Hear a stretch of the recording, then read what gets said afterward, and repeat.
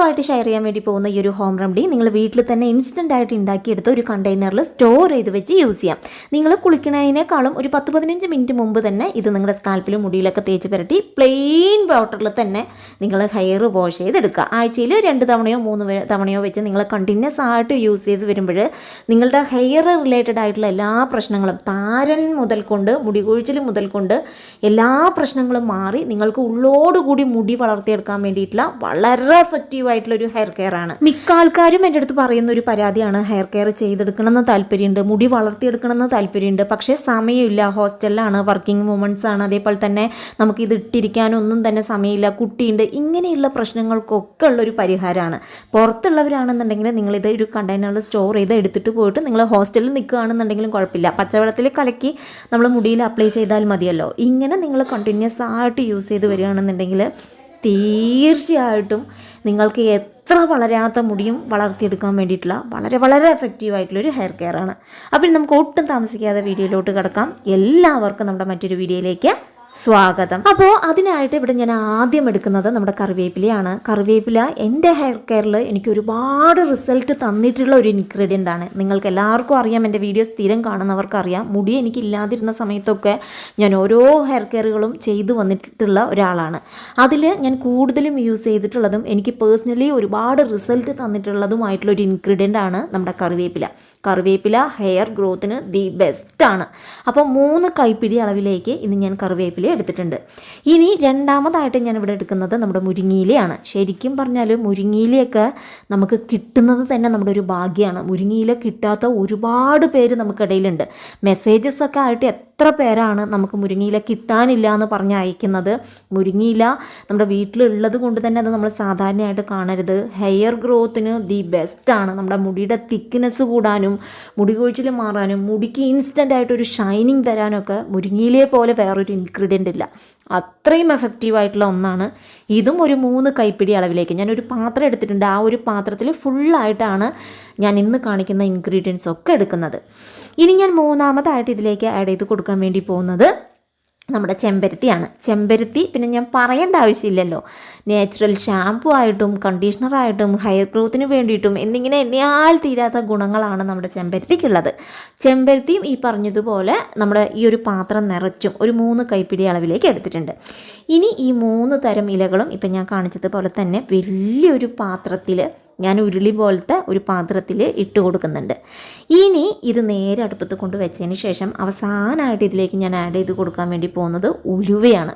ഉലുവ ഈ പറഞ്ഞതുപോലെ തന്നെ നമ്മുടെ മുടി കൊഴിച്ചിൽ മാറാനും താരൻ മാറാനും, പ്രത്യേകിച്ച് നമ്മുടെ സ്കാൽപ്പിലെ ഇറിറ്റേഷൻസും താരനും പൂർണ്ണമായിട്ട് മാറാൻ, താരൻ പൂർണ്ണമായിട്ട് മാറി നമുക്ക് നല്ലൊരു ഹെയർ ഗ്രോത്ത് ഉണ്ടാക്കിയെടുക്കാൻ വേണ്ടിയിട്ടുള്ള അടിപൊളി എന്ന് വെച്ചാൽ അടിപൊളി ഇൻഗ്രീഡിയൻ്റ് ആണ് നമ്മുടെ ഉലുവ.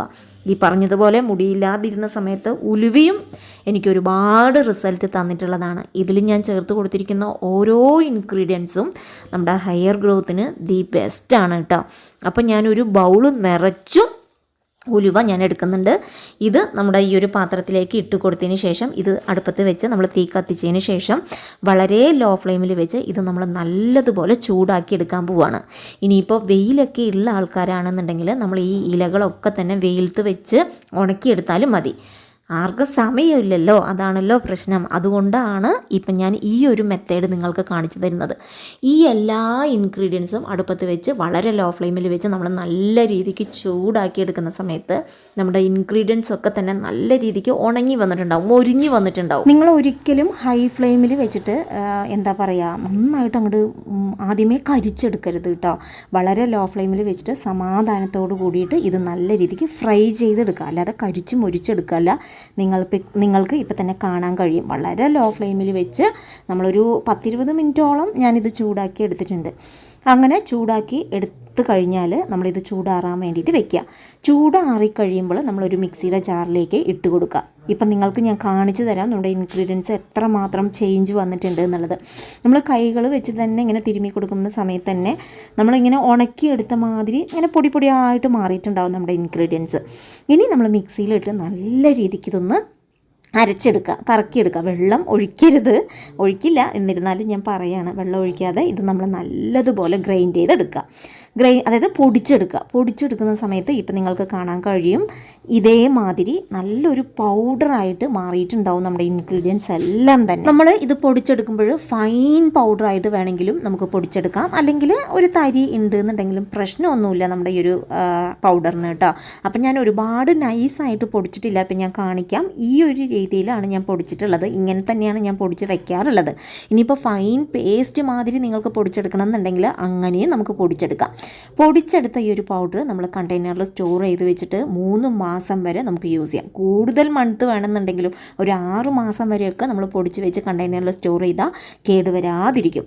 നമ്മൾ പുറത്ത് പോണവരാണ്, ഹോസ്റ്റലിൽ നിൽക്കുന്നവരൊക്കെയാണ്, ഹെയർ കെയർ ചെയ്യാൻ സമയമില്ലാത്തവർക്കൊക്കെ അടിപൊളിയായിട്ട് യൂസ്ഫുൾ ആയിട്ടുള്ളൊരു ഹെയർ കെയറിങ് മെത്തേഡാണിത്. നമ്മുടെ എല്ലാ പ്രശ്നങ്ങളും, മുടിയുടെ എല്ലാ പ്രശ്നങ്ങൾക്കുള്ള ഒരു പരിഹാരം ഈ ഒരു ഹെയർ കെയറിലുണ്ട്. ഇനി ഇതെങ്ങനെയാണ് നമ്മൾ ഉപയോഗിക്കേണ്ടത് എന്നുള്ളത് ഞാൻ കാണിച്ചു തരാം.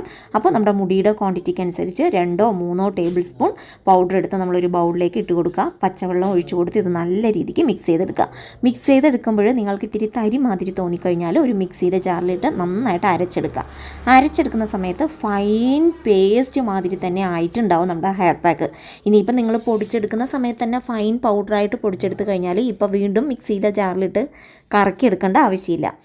ഞാൻ ഈ ഒരു രീതി ചെയ്യുന്നത് കൊണ്ടാണ് ഇന്ന് ഞാൻ ഈ ഒരു രീതി തന്നെ കാണിച്ചത്. അങ്ങനെ നമ്മൾ കുളിക്കുന്നതിനേക്കാളും ഒരു 10-15 മിനിറ്റ് മുമ്പ് നമ്മുടെ സ്കാൽപ്പിലും മുടിയിലൊക്കെ തേച്ച് പുരട്ടി കൊടുക്കുക. അതിനുശേഷം 15 മിനിറ്റ് കഴിഞ്ഞ് നിങ്ങൾ വെറുതെ പച്ചവെള്ളത്തിൽ തന്നെ നിങ്ങളുടെ മുടി കഴുകിയെടുക്കുക. നമ്മുടെ സ്കാൽപ്പിലും മുടിയിലൊക്കെ നല്ല രീതിക്ക് തന്നെ ഈ ഒരു ഹെയർ പാക്ക് അപ്ലൈ ചെയ്ത് കൊടുക്കുക. ഇങ്ങനെ നിങ്ങൾ റെഗുലറായിട്ട് ആഴ്ചയിൽ 3 തവണ അല്ലെങ്കിൽ 2 തവണ വെച്ച് കണ്ടിന്യൂസ് ആയിട്ട് ഒരു 1 മന്തെങ്കിലും ചെയ്യണം.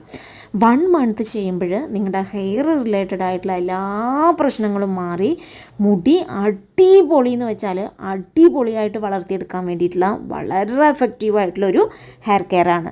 അപ്പോൾ തീർച്ചയായിട്ടും ഇന്ന് ഞാൻ ഷെയർ ചെയ്ത ഈ ഒരു ടിപ്പ് നിങ്ങൾക്ക് എല്ലാവർക്കും യൂസ്ഫുൾ ആണ്, നിങ്ങൾക്ക് മനസ്സിലായി കാണും എന്ന് ഞാൻ വിശ്വസിക്കുന്നു. ഇനി ഇത് സംബന്ധിച്ച് എന്തെങ്കിലും ഡൗട്ട് ഉണ്ട് എന്നുണ്ടെങ്കിൽ നിങ്ങൾ താഴെ കമൻറ്റ് ചെയ്യൂ. എൻ്റെ സമയത്തിനനുസരിച്ചുള്ള റിപ്ലൈ തീർച്ചയായിട്ടും ഞാൻ നിങ്ങൾക്ക് ഇത്തിരി വൈകിട്ടാണെങ്കിലും തന്നിരിക്കും. അപ്പോൾ ഇതാണ് ഇന്നത്തെ എൻ്റെ ഈ ഒരു വീഡിയോ. ഇതേപോലെ മറ്റൊരു എഫക്റ്റീവായിട്ടുള്ള വീഡിയോ ആയിട്ട് വരുന്നത് വരെ ബൈ ഫ്രം രമ്യ.